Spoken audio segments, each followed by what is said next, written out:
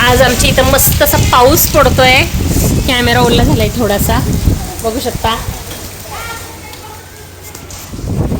हा कशा मस्त मस्त येते ना पाऊस, छान वाटते ना. मस्त मजा येते ना. पाणी संपलं. रात्री मी तर पावसाचं सांगत होते ना बाबू, कसा पाऊस पडतो आहे ना. इकडे बघ.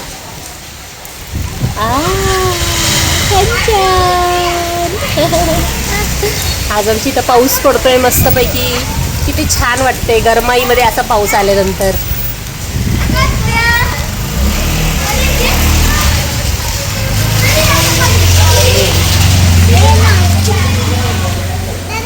इतक्या दिवस पुण्यामध्ये पावसाची वाट बघत होतो. पडत नव्हता आमच्या एरियामध्ये हडपसरमध्ये, पण आज पडलेला आहे फायनली. हाय मित्रमैत्रिणींनो, कसे आहात सगळेजण. आपल्या सीमाचंद व्लॉग्स चॅनलमध्ये माझ्या सगळ्या लाडक्या मित्रमैत्रिणींचे मनापासून खूप स्वागत करते. हा व्हिडिओ थोडासा लेट येत आहे. पाऊस पडून येणं जवळजवळ 1-2 आठवडे झालेले आहेत आणि हा व्हिडिओ शेवटी ठेवायचं कारण असं की बाकीचे ना इतर जे व्लॉग्स होते ना ते मला तुमच्यापर्यंत पाठवायचे होते आणि त्याच्यामुळे म्हटलं की हा तुम्हाला नंतर पाठवूया. तर पाऊस वगैरे आला होता पुण्यामध्ये आणि एकदाच पडला. त्याच्यानंतर एवढी गरमाई वाढलेली आहे ना पुण्यामध्ये. गेल्या वर्षी मे महिना पूर्ण पावसामध्ये गेला होता पुण्यामध्ये, पण इथं मात्र ह्या वर्षी एकदाच पाऊस पडलेला आहे. तर त्याच्यामुळे ना गरमाई भरपूर वाढलेली आहे. रोजच आहे ना टेम्परेचर 35च्या पुढेच असतं आणि पाऊस जरा पडल्यानंतर थोडंसं गार वातावरण झालं होतं त्या दिवशी आणि पाऊस पडला ना की भजी खायची खूप इच्छा होते माझी तरी. आणि काय काय होतं ना, कधी कधी असं होतं बघा, भाजी वगैरे नसली ना तर माझ्याकडे डायरेक्टली एकच ऑप्शन असतो, तो म्हणजे भजी. पाऊस म्हटला की भजी पाहिजेलच आणि आज तर आमच्याकडे भाजी पण नाहीये, त्याच्यामुळे भाजी नसली की भजी. भाजी नाही म्हणजे भाजी नाही म्हणजे भाजी नसली तर भजी. हा कधी पण ना बटाटा भजी करताना किंवा कांदा भजी करताना ना सोडा थोडासा कमी टाकायला लागतो, तरच आहे ना त्या थोड्याशा अशा कडक आणि क्रिस्पी होतात. नाहीतर जास्त सोडा टाकल्यानंतर तेल खूप जास्त पितात आणि त्या मऊ पण लवकर पडतात. कारण बटाटा ऑलरेडी ओलसर असतो, त्याच्यातून सुद्धा पाणी सुटतं आणि कांद्याचं सुद्धा तसंच असतं की त्या तळल्यानंतर थोड्याशा कडक राहणं गरजेचं आहे. आणि भजी तळल्यानंतर मिरच्या तळल्या जाणार नाही असं होणार नाही, कारण मिरच्या आहे ना भजीची जे म्हणजे जो चव आहे ती जास्त डबल करतात असं मला वाटतं. तर मस्तपैकी मिरच्यांना मध्ये कट दिलेला आहे, त्या छान अशा तळलेल्या आहेत गोल्डन ब्राऊन रंगावर. कडक तळल्या ना तरच मला छान वाटतात. मीठ टाकायचं मस्तपैकी आणि गरमागरम भजी सोबत त्याचा आस्वाद घ्यायचा. पाऊस आणि भजी आणि चहा, बास, हे 3 कॉम्बिनेशन वा वा वा, अगदी स्वर्ग सुख आहे. तर मुलांनी आणि आम्ही सगळ्यांनी पावसासोबत भजीचा आनंद लुटला आणि आता सध्या सुट्ट्या सुरू आहेत. अजून तरी माझ्या मुलांची शाळा चालू झालेली नाहीये आणि नेहमीच दर विकेंडला ना आम्ही प्लॅन करत आहोत कुठं ना कुठेतरी जाण्याचा, फिरण्याचा. या मुलांना ना म्हणजे ह्या सुट्टीमध्ये भरपूर सारा फिरवलेला आहे आम्ही आणि एक चेकलिस्ट बनवतो ना आपण, तशा प्रकारे काही ठिकाणं होती जी आम्हाला जायची होती, दाखवायची होती, बघायची होती मुलांना. तर त्याच्यामधलं एक महत्वाचं होतं ते म्हणजे शिवसृष्टी पुण्यातलं. आणि अनेशाना शिवसृष्टीची जी फी आहे ती लहान मुलांना म्हणजे विद्यार्थ्यांना आणि महिलांना फ्री होती. तर मग आम्ही सगळेजण शिवसृष्टीला निघालो.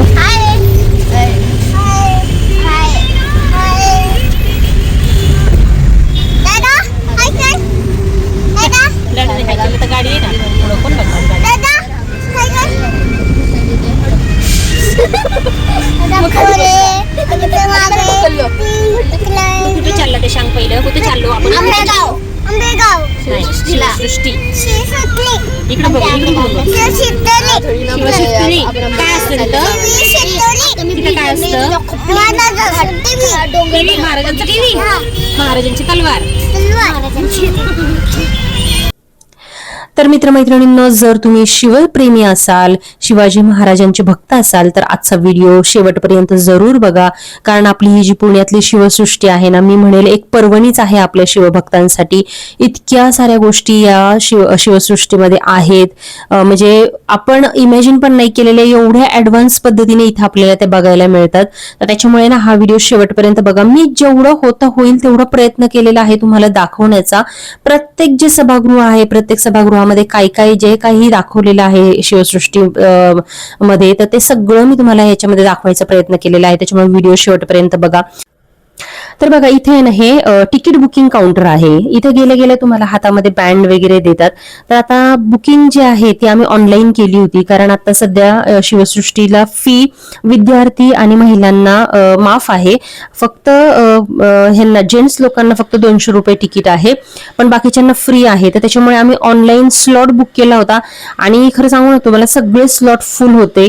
फक्त दुपार 2चा स्लॉट फ्री होता रविवारी. तर एवढ्या उन्हाचा आम्ही गेलो होतो खरं, पण ऑप्शन नव्हतं, तो स्लॉट तेवढाच एक फ्री होता. नवीन आलेल्या प्रेक्षकांनी चेअरवर बसून घ्यायचंय.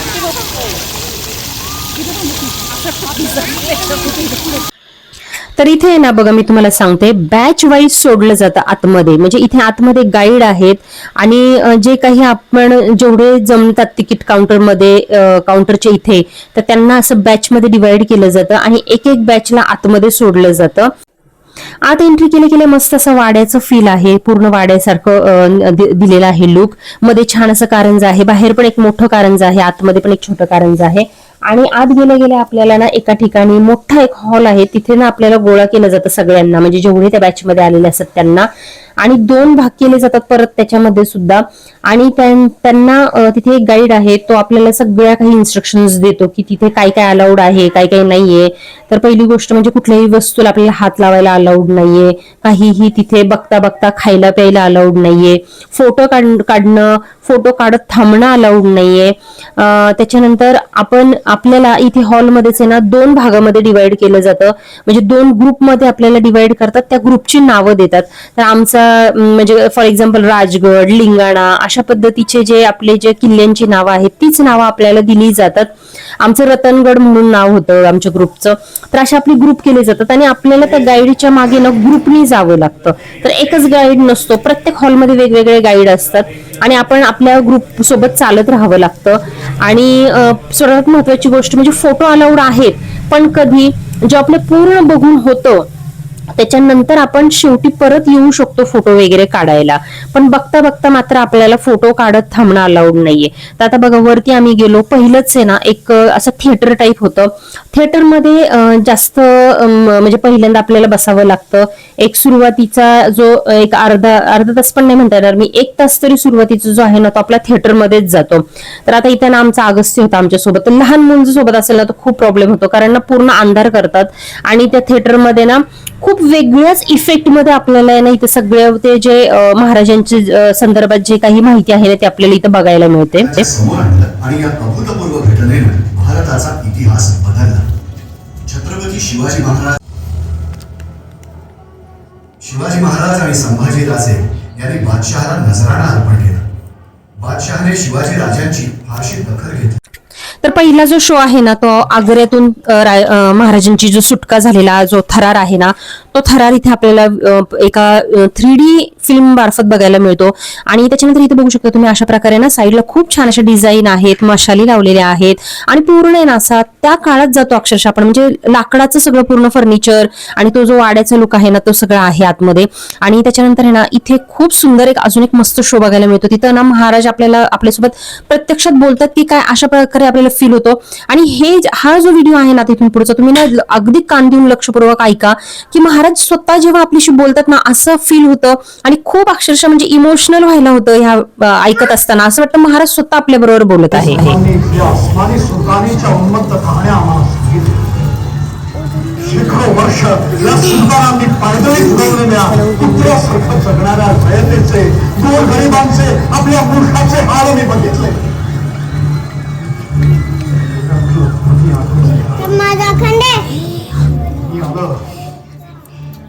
हे असे अत्याचार थांबलेच पाहिजेत. या राक्षसांना गाडलंच पाहिजे. लढाई होती समोर होत्या आमच्या भूमीचे लचके तोडायला निघालेल्या एक नव्हे तर 4 बलाढ्य 5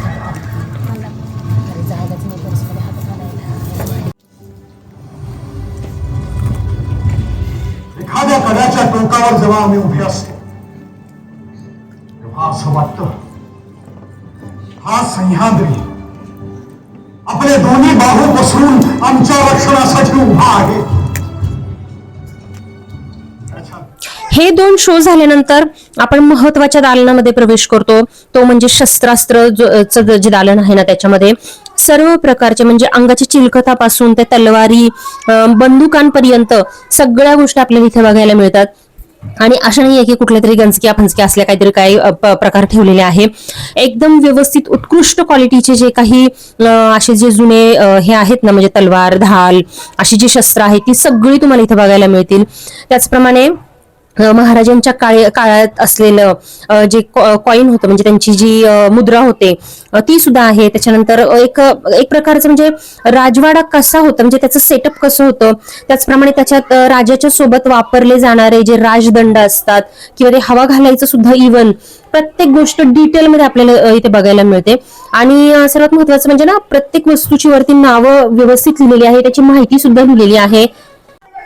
तर हे शस्त्र दालन बघत असताना आहे ना, वेळ भरपूर पाहिजे आणि ना म्हाताऱ्या लोकांचं खरंच काम नाही. म्हणजे ना इतका वेळ लागतो हे सगळं बघायला. आणि जे ग्रुप तयार केलेले असतात ना, तर त्यांच्याबरोबर आपल्याला खूप फास्टली इकडून तिकडे जावं लागतं ह्या दालनामधून त्या दालनामध्ये.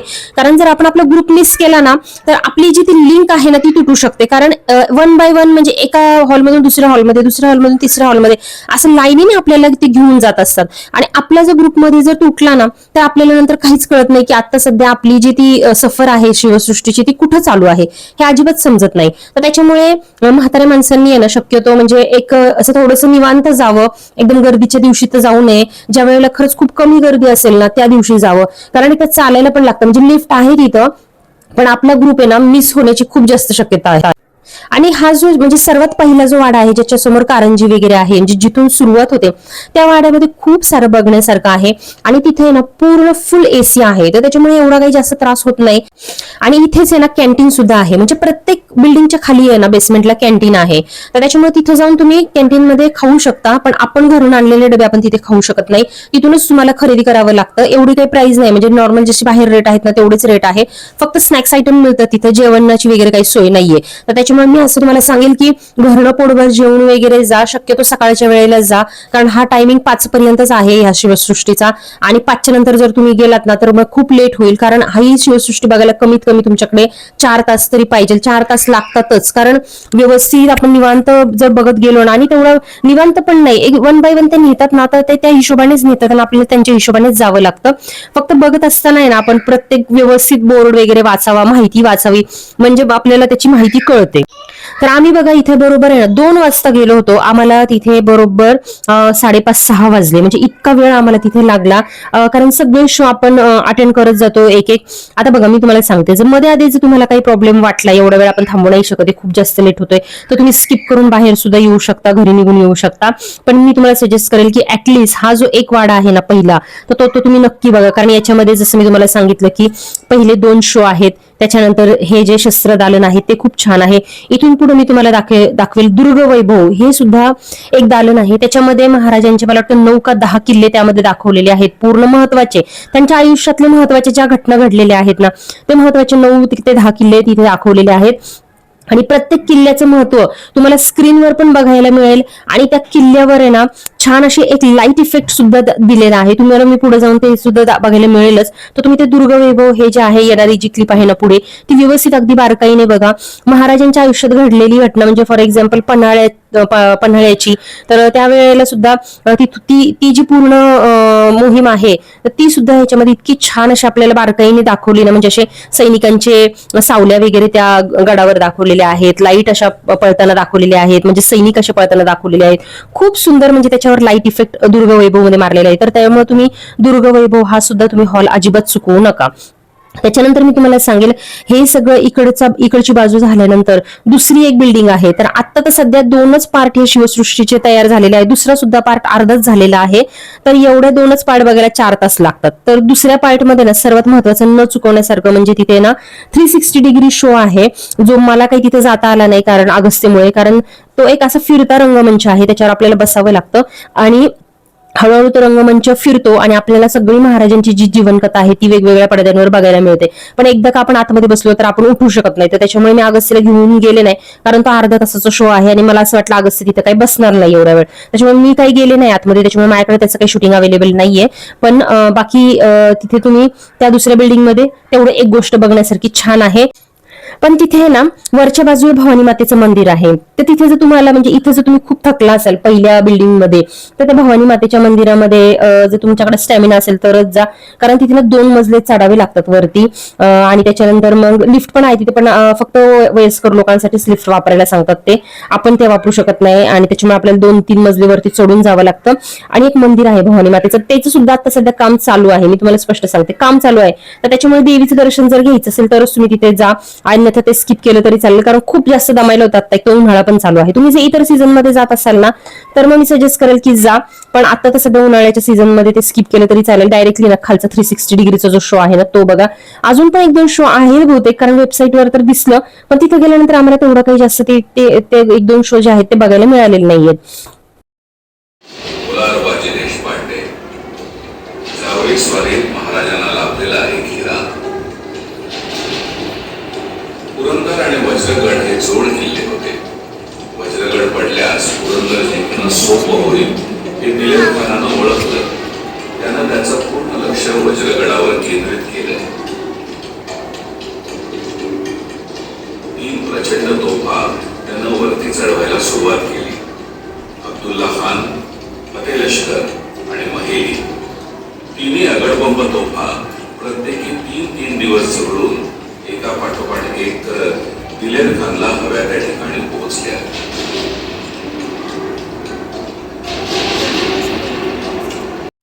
तर 2026च्या 27 जून पर्यंत तुम्हाला फ्रीमध्ये हे सगळं शिवसृष्टीचं वैभव जे आहे ते बघायला मिळणार आहे.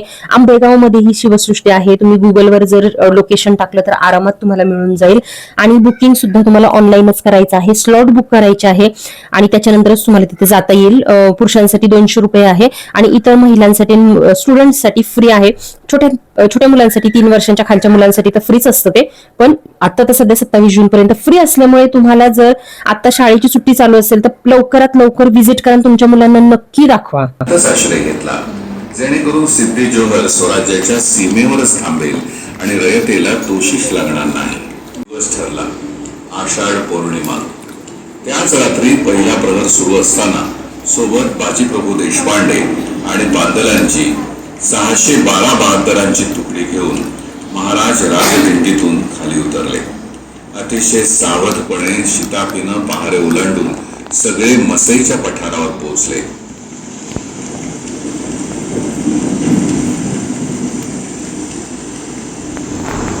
रात्रीचा गडद अंधार, आषाढाचा अविरत होतो असा पाऊस, घोंघावणारा वारा, दगडधोंडे, रानझुडपं, काटेकुटे, गुडघा गुडघा चिखल, शेवाळे, खास खळगे आणि त्यातून धावणाऱ्या 600 सावल्या.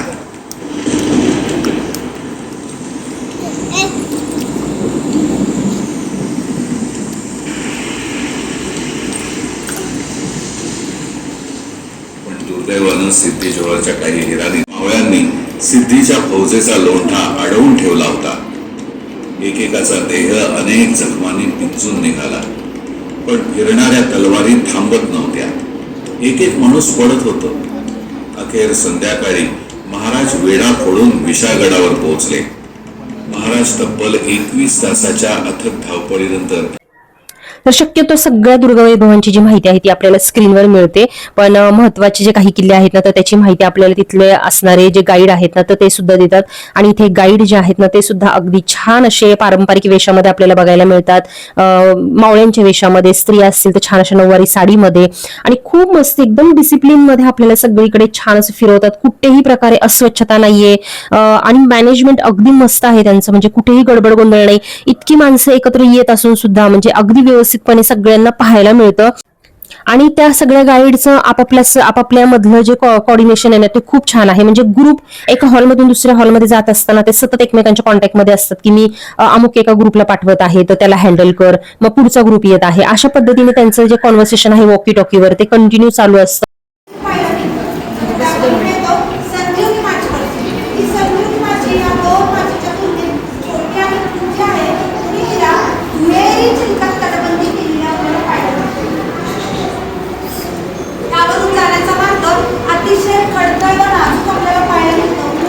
जसं मी तुम्हाला मागाशी सांगितलं की आम्ही भर उन्हामध्ये दुपारी 2च्या स्लॉटला गेलो असल्यामुळे ना खूप ऊन वगैरे होतं आणि खूप थकल्यासारखं झालं. आणि अगस्त्याला तर खूप वैताग आला होता, कारण त्याला ना झोप आवरत नव्हती, भूक पण खूप लागली होती. कारण 2 वाजताचा शो म्हटल्यानंतर आम्ही 12 वाजताच निघालो होतो, फक्त हलकासा नाश्ता करून निघालो होतो. तर त्याच्यामुळे खूप भूक लागली होती सगळ्यांना. तिथे फक्त काही स्नॅक्स वगैरे खाल्ले होते आम्ही खाली कॅन्टीनमध्ये. पण 5:30-6 वाजले आणि अगस्त्यमुळे तर मला ना 1-2 शो सुद्धा मिस करावे लागले. तर त्याच्यामुळे मी त्याला बाहेरच घेऊन बसले होते. फक्त आद्विका, सान्वी आणि सान्वीचे पप्पा 3 जण जाऊन ते सगळे शेवटचे शो वगैरे बघून आले आणि मी मात्र अगस्त्यला घेऊन बाहेरच बसले होते. त्यांचं सगळं बघून वगैरे झाल्यानंतर डायरेक्टली आम्ही घरी आलो, कारण कधी एकदा घरी आणून अगस्त्यला मी खायला घालते असं झालं होतं मला. त्याच्यामुळे पुढचं मी काही शूटिंग वगैरे केलं नाही. हा जो दिसतोय तुम्हाला हा समोरचा शेवटचा हॉल आहे. इथून वरच आपल्याला भवानी मातेचं मंदिर आणि जो शेवटचा 360 डिग्री शो आहे तो बघायला मिळतो. तर तुम्ही सुद्धा ह्या सुट्टीमध्ये तुमच्या मुलांना घेऊन नक्की जा. आपल्या राजांचं वैभव, आपल्या माहिती आपल्या मुलांना मिळालीच पाहिजे. आणि आपल्याला सुद्धा खूप असं प्राऊड फील होतं इथं गेल्यानंतर. अभिमानाने छाती भरून येते की महाराजांचं जे वैभव आहे, महाराजांची शूरवीरता आहे ती किती मोठी होती, त्यांचं साहस किती मोठं होतं. तर त्याच्यामुळे नक्की तुम्ही या शिवसृष्टीला व्हिजिट करा. पुण्यामध्ये आंबेगाव इथे हे आहे. तर चला, तुम्ही जाऊन आल्यानंतर मला नक्की सांगा. आजच्या व्हिडिओमध्ये एवढंच. चला भेटूयात अशाच एका नवीन व्हिडिओमध्ये. तोपर्यंत सबस्क्राईब करा आणि काळजी घ्या. Bye bye.